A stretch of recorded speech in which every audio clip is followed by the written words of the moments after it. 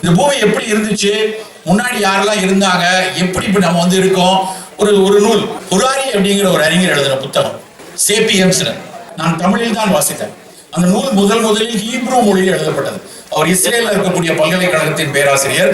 அவர் முதல்ல வந்து ஹீப்ரூல தான் எழுதினார். அதுக்கப்புறம் அது ஆங்கிலத்தில் மொழிபெயர்க்கப்பட்டது. ஆங்கிலத்தில் 2014 மொழிபெயர்க்கப்பட்ட அப்புறம் உலகத்தினுடைய அத்தனை பேராளுமைகளும் அந்த புத்தகத்தை கொண்டாடினாங்க. அதுவும் குறிப்பா அந்த சிலிக்கான் வேலியில இருந்த மைக்ரோசாப்டினுடைய பில்கேட்ஸா இருக்கட்டும், ஃபேஸ்புக்குடைய மார்க் சுபக்கரா இருக்கும், அவ்வளவு பேரும் இந்த புத்தகத்தை வாசிக்காம இருக்காதீங்க அப்படின்னு எழுதிக்கிட்டே இருந்தாங்க. அதுக்கப்புறம் உலகம் முழுக்க கடுமையாக வாசிக்கப்பட்ட நூல் தான் அந்த சேப்பியன்ஸ் நூல் தான். உலகை மாற்றிய 10 புத்தகங்கள் அது ஒண்ணு அப்படின்னு சொல்றாங்க. இப்ப சமீபத்துல வந்து தமிழ்ல நாகலட்சுமி சண்முகம் நினைக்கிற அந்த அம்மா எழுதின ஒரு புத்தகம். அதை வாசிக்க ஆரம்பிச்சோம், ஒரு 500 பக்கம் இருக்கலாம். வாசிக்க ஆரம்பிச்ச கீழே வைக்க மனசே வராது. அவ்வளவு சிறப்பான ஒரு நூல். அந்த நூலை படிச்சோம்னா நம்மள ஒரு சின்ன ஒரு புள்ளியா, நம்மளாம் ஒண்ணு இல்லை அப்படிங்கிற ஒரு புரிதலை, சில சமயத்துல நம்மளாம் ஒண்ணு இல்லைங்கிறது ஒரு பெரும் தத்துவங்கள் நமக்கு கொடுக்கும். பெரிய இடங்கள்ல இருந்து ஒரு இயற்கை வெளியில நிற்கும் போது நாம ஒண்ணு இல்லைங்கிற புரிதல் வரும்.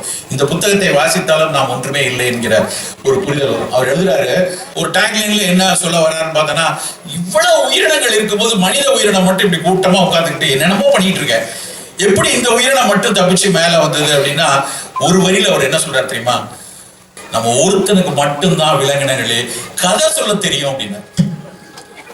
உண்மையிலே அதுதான்.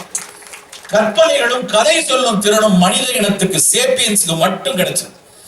அந்த கதை சொல்லக்கூடிய திறனும் கற்பனை சக்தியும் வந்ததுனாலதான் அவன் சாம்ராஜ்யங்களை படைத்தான், கடவுளை படைத்தான், மதங்களை படைத்தான், கூட்டங்களை படைத்தான், அதை நம்ப வச்சான். அதுக்காகவே ஒருத்தன் அடிக்க வச்சான், அதுக்காகவே கூட்டமா வாழ வச்சான். அதுக்காகவே இவ்வளவு பெரிய ஒரு பல மில்லியன் மக்கள்கள் வந்து வாழ்றதுக்கான அடிப்படை காரணம் கதை சொல்லக்கூடிய திறன் நமக்கு இருந்தது. யோசிச்சு பார்த்துப்போமோ நம்ம. ஆனால் அதில் பல உண்மை இருக்கு. நிறைய அறிஞர்கள் அந்த ஒரு வரியை எடுத்தே பல கருத்தரங்குகள் நடந்திருக்கு, உண்மையா இல்லையா அப்படின்னு. பல பேரும் அதை ஆமோதிக்கிறாங்க. ஆமா, ஒரு அதிகபட்சம் ஒரு விலங்கு 150 பேரோட தான் இருக்குமா. ஒரு விலங்குக்கான கூட்டம் 150 பேர் தான். ஒரு மான் இருந்தா ஒரு 150, ஒரு புலி இருந்தா ஒரு 150 புலி, ஒரு யானை இருந்தா 150 யானை இருக்கலாம். நம்ம இங்க மட்டும் ஒரு 1500 பேர் உட்காந்துக்கோங்க. எப்படி இந்த கூட்டம் சேரக்கூடிய தன்மை இருக்குன்னா, அடிப்படையில் ஒரு கற்பனையும் கதையையும் சொல்லி சொல்லி அந்த 150க்கு சம்பந்தம் இல்லாத இன்னொரு 150 உள்ள வந்து சேரக்கூடிய திறனை காலகாலமாக வளர்த்திருக்கிறோம் அப்படிங்கிறது. அதுதான் மனித இனம் இவ்வளவு நாளைக்கு இருந்துட்டு இருக்கு அப்படிங்கிறதுக்கான அடிப்படை காரணம் அதுதான். அக்ரிகல்ச்சர் வந்ததுக்கு, சாப்பாடு வந்ததுக்கு, எல்லாத்துக்கும். அவரே இன்னொரு விஷயம் சொல்றாரு, இந்த மனித இனம் வந்தது எவ்வளவு வன்முறைகளை விதைத்திருக்கிறது தெரியுமா பூமியில அப்படின்னு கேட்கிறாரு. நம்ம தான் படிச்சிருப்போம், டைனோசரஸ் காணோம். இன்னைக்கு டைனோசரஸை பத்தி ஸ்பீல்பர்க் படத்துல பார்க்கலாம், இல்லை சில அருங்காட்சியகத்துல எங்கேயாவது பெரிய எலும்பு வச்சிருந்தாங்கன்னா போய் பார்க்கலாம், தெரியாது. மாமூத் அப்படின்னு ஒரு யானை மாதிரி ரொம்ப பெரிய மெகாஃபானா அப்படிம்பாங்க ஆங்கிலத்துல. அப்படியான விலங்குகள் பல மெகாஃபானஸ் இழந்துட்டோம். இன்னைக்கு இருக்கிற மெகாஃபானால எலிஃபண்ட், ஜிராஃபி, அது மாதிரி ரேனோசரஸ், இது மாதிரி ஒன்று காண்டாமிருகங்கள், யானைகள் எல்லாம் மெகாஃபானாக்குள்ள சேர்க்கலாம். பட் உண்மையான மிகப்பெரிய பல விலங்குகள் இந்த ஊர்ல இருந்திருக்கு, இந்த பூமியில நடமாடி இருக்கு. அந்த மெகாஃபானாஸ் போனதுக்கான காரணம் என்னன்னு ஒரு கூட்டம் ஏன் மாமூத்து போச்சு. இவ்வளவு பெரிய விலங்கு, இவன் முட்டு தம்மா தூண்டு இருக்கான்.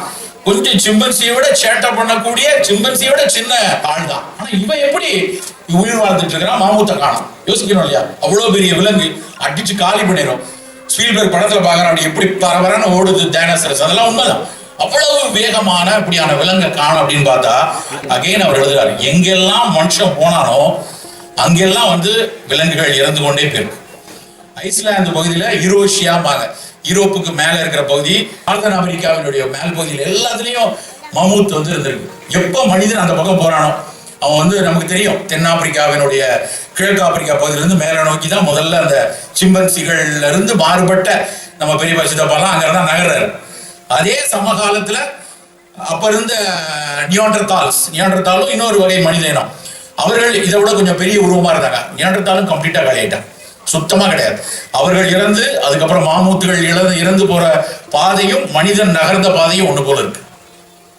மடகாஸ்கர், மொரீஷியஸ் பகுதியில யானை பறவைன்னு ஒண்ணு இருக்கு, எலிஃபண்ட் பேர்ட். அந்த யானை பறவை கரெக்டா இவன் மடகாஸ்கருக்குள்ள போறான், அது செத்து போச்சு, கம்ப்ளீட்டா காணும். கங்காருவை விட பல மடங்கு பெரிய ஒரு விலங்கு ஆஸ்திரேலியால. எப்ப மனித இனம் ஆஸ்திரேலியாக்குள்ள போகுதோ அப்ப அந்த விலங்குகள் எல்லாம் இறந்து போச்சு. இந்த மெகாஃபானாஸ் எல்லாம் இறந்து அவன் எழுதுறான். சேப்பியன்ஸ் நான் சொல்றதெல்லாம் அவர் ஹராரே எழுதின வரிகள் தான் அவர் எழுதுறாரு. அதிகபட்சம் சிம்பன்சி கையில கிடைச்சா 10 நிமிஷத்துல நார பிச்சு போடுறோம் நம்மள. அவ்வளவு வலிமையான விலங்குகள். ஆனா அத்தனை மிருகங்களையும் இவன் கொண்டிருக்கிறான், அவையெல்லாம் இறந்து போயிருக்கிறான். இவன் எவ்வளவு பெரிய அயோக்கியனா இருந்திருப்பான் அப்படின்னு நம்மளை பத்தி எழுதுறாரு. நாமெல்லாம் நினைச்சிட்டு இருக்கோம் நம்ம மிகப்பெரிய ஆளு. ஆனா உண்மையிலேயே இந்த வனத்திலையும் சரி தண்ணீர்லயும் சரி எத்தனையோ உயிரினங்களை கொன்று குவித்து கொண்டிருக்கிறோம். இன்னைக்கு வரைக்கும் இது நடந்து கொண்டிருக்கிறோம். அந்த புத்தகம் படித்துக் கொண்டிருக்கும் போதே சமகாலத்தில் இன்னொரு புத்தகம் படித்தேன், ஸ்பில் ஓவர் அப்படின்னு. கரெக்டா கோவிட் நேரத்தில் நான் படிச்சேன் அந்த புத்தகத்தை. ஒரு நண்பர் எனக்கு பரிந்துரைத்த, நீங்க படிக்கணும் அந்த புத்தகம். உடனடியாக ஆர்டர் பண்ணி அமேசான்ல போட்டு அந்த புத்தகத்தை வாங்கி பார்த்தா என்ன நடந்துகிட்டு இருக்கோ அதை மனுஷன் 4 வருஷம் முன்னாடி எழுதியிருக்கான். கோவிட் காலத்தில் என்ன நடந்து கொண்டிருக்கிறதோ அதை அப்படியே எழுதுறான். கடைசி சாப்டர்ல விளையாட்டா நினைக்காதீங்க, இந்த மனித இனத்தின் அழிவாக இந்த வைரஸ்களின் தாக்குதல்கள் முடியும் அப்படின்னு அந்த கட்டுரை முடியுது. அதுக்கப்புறம் என்ன பண்ணாங்கன்னா போன வருஷம் ஒரு சாப்டர் சேர்த்துட்டாங்க அவர்கிட்ட. இன்னொரு சாப்டர் எழுதி பழையபடி அதுல 2வது அடுத்த எடிஷன் வந்துருச்சு ஸ்பில் ஓவர்ல. அதுல என்ன போட்டிருக்காருன்னா, நான் சொன்னதெல்லாம் நடக்கக்கூடாதுன்னு நினைச்சு எழுதுனேன், ஆனா நடந்துருச்சு. இனியும் நம்ம முழிக்கலன்னா நம்மளோட ஒரு முட்டாள் இனம் வேறு எதுவும் இருக்க முடியாது அப்படின்னு முடிக்கிறார். அந்த ஸ்பில் ஓவர் புத்தகத்துல ஃபர்ஸ்ட் சாப்டர் 2வது சாப்டர் ஹென்ட்ரா அப்படின்னு ஒரு வைரஸ். நம்மள நிறைய பேருக்கு தெரியாது, ஏன்னா அது கோவிட் மாதிரி ஆட்டம் போடல. 1994 ஆஸ்திரேலியால பிரிஸ்பேன் நகர்ல அங்க ஒரு பெரிய குதிரை ரேஸ் குதிரைகளுக்கான ஒரு பெரிய களம் பிரிஸ்பேன். உலகத்துல இருந்து பெருங்கோடீஸ்வரம் பூரா அங்க குதிரை வாங்கி பெரிய அளவுல குதிரை பந்தயம் நடத்திட்டு இருப்பான். அந்த குதிரைகளை மேய்க்கக்கூடிய ஒருத்தர் வின்சென்ட் ராய் அப்படின்னு நினைக்கிறேன். அந்த வின்சென்ட் ராய் ஒரு பெரிய ட்ரெயினர். குதிரை மேல மிகப்பெரிய காதலோடு அதுல கிட்டத்தட்ட 20 குதிரையை வளர்க்கிறார். ஒரு குதிரையும் உலக அளவில் ஜெயிக்கக்கூடிய குதிரைங்கிறதுனால பல $1,000,000 விலை அந்த குதிரைக்கெல்லாம். அதை ரொம்ப கவனமா பக்குவமா அதுக்கான உணவு கொடுத்து பாதுகாத்து வளர்த்துட்டு வர்றாரு. திடீர்னு ஒரு நாள் ஒரு 3 குதிரையோட கண்கள் எல்லாம் சிவக்குது, வாயில இருந்து கோலை மாதிரி சளி மாதிரி வடிது. அது ஜுரம் அடித்து அப்படியே முடங்கி கீழே படுக்கிறத பாக்குறாரு. பார்த்தவனே என்னடா இப்படி இருக்கு அப்படின்னு சொல்லி அங்கிருந்து அவர் ஒரு பிரிஸ்பேன் நகர்ல இருந்து கொஞ்சம் தள்ளி இருக்காரு. அங்கிருந்து இந்த கம்பெனி இதை நடத்துற கம்பெனியோட வெட்டினரி டாக்டர் கூப்பிட்டு, சார் ஏதோ ஒரு வைரல் டிசீஸ் மாதிரி தெரியுது, இப்படி கண்ணு சிவந்திருக்கு, வாயில எச்சில் இருக்கு, நாளைக்கு பார்க்க முடியுமான்னு கேட்கிறாரு. அவருக்கு ஏதோ ஒரு வேலை, ஒரு நாள் விட்டு அதுக்கு அடுத்த நாள் வரதுக்குள்ள 19 குதிரைகள் இறந்து போச்சு. உடனே பெரிய அளவுல பிரளயம். ஏன்னா அந்த நாட்டினுடைய அந்த ஊரினுடைய மேயர் எல்லாரும் பதறி போய், ஏன்னா அந்த ஊரோட எக்கனாமி அதை நம்பி இருக்கு. ஏன் 19 குதிரை செத்து போச்சுனோட எல்லாரும் கண்ணாமதான் எழுதுறான் பேப்பர்ல. இவங்க எல்லாரும் சேர்ந்து கொண்டுட்டு இந்த குதிரைக்கு இன்சூரன்ஸ், ஏகப்பட்ட இன்சூரன்ஸ். அந்த இன்சூரன்ஸை வாங்குறதுக்காக பண்ணக்கூடிய நாடகம். இந்த மேலாளரை அரெஸ்ட் பண்ணி வைக்கணும், இதை ட்ரெயின் பண்ணிட்டு இருக்கான்ல அவனை தூக்கி அரெஸ்ட் பண்ணணும்னு அடுத்த நாள் பேப்பர்ல எல்லாம் எழுதுறாங்க. ஏன்னா வெல் ப்ரொடெக்டட் ஹார்சஸ், அதெல்லாம் கிட்டே போக முடியாது. அதுக்கு எப்படிடா அப்படி வந்துச்சுன்னு எழுதி மறுநாள் பேப்பர்ல அப்படிலாம் எழுதுறான். நடந்தது என்னன்னா, அந்த ராய் இறந்து போறார். 3 நாள்ல அவருக்கு காய்ச்சல், அவருக்கு கார்டியாக் ப்ராப்ளம் வருது, கிட்னி ஃபெயிலியர் வருது, அவர் மனைவி இறந்து போறாங்க. அடுத்த 10 நாள்ல பிரிஸ்பேனுக்கு பக்கத்துல இருக்கிற இன்னொரு நகரில் இருக்கக்கூடிய குதிரைகள்ல 20 குதிரைகள் இறந்து போகுது. அப்பதான் பதட்டம் என்னமோ வேற நடக்குது, குதிரையும் சாகுது, கூட இருக்க மனுஷனும் சாகுறான் அப்படின்னு தான் கண்டுபிடிக்கிறாங்க. அந்த கண்டுபிடிச்ச வைரஸ் தான் ஹென்ட்ரா அப்படிங்கிற வைரஸ். அதுக்கு அங்க ஆஸ்திரேலியால இருந்து அங்க பாலினேஷியன் ஐலண்ட்ஸ், அதுக்கப்புறம் இந்த பக்கம் இந்தோனேஷியா, சிங்கப்பூர் வரைக்கும் இருந்தது. அதுக்கப்புறம் அப்படியே பெரிய அளவுல மரணங்கள் வரல, அப்படியே அது அடங்கி போயிடுச்சு. வேக்சின்லாம் கண்டுபிடிக்கல அதுக்கு. அப்போ அதுவாகவே அந்த வைரஸ் தன்னிலை பட்டுச்சு. MERS அப்படிதான், நிஃபா அப்படிதான். Nipah MERS middle east virus இருக்க, அப்போ சவுதி அங்கெல்லாம் பல மரணங்களை கொடுத்துச்சு. நிஃபா வைரஸ் எல்லாரும் சொன்னா ஒவ்வால் இருந்தானா வருது, இந்த ஒவ்வாலையே காலி பண்ணி போடுதுனானுங்க. மொத்த ஒவ்வாலையும் காலி பண்ணிட்டானா, எவ்வளவு புத்திசாலி பாரு நம்ம ஆளுங்க. வௌவாலா நோய் தூண்டு போயிட்டு போச்சு.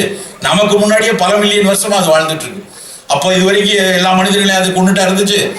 கொஞ்சம் யோசிக்கணும், எப்படி வௌவால் நிஃபா வைரஸை கொண்டு கொடுத்துச்சு.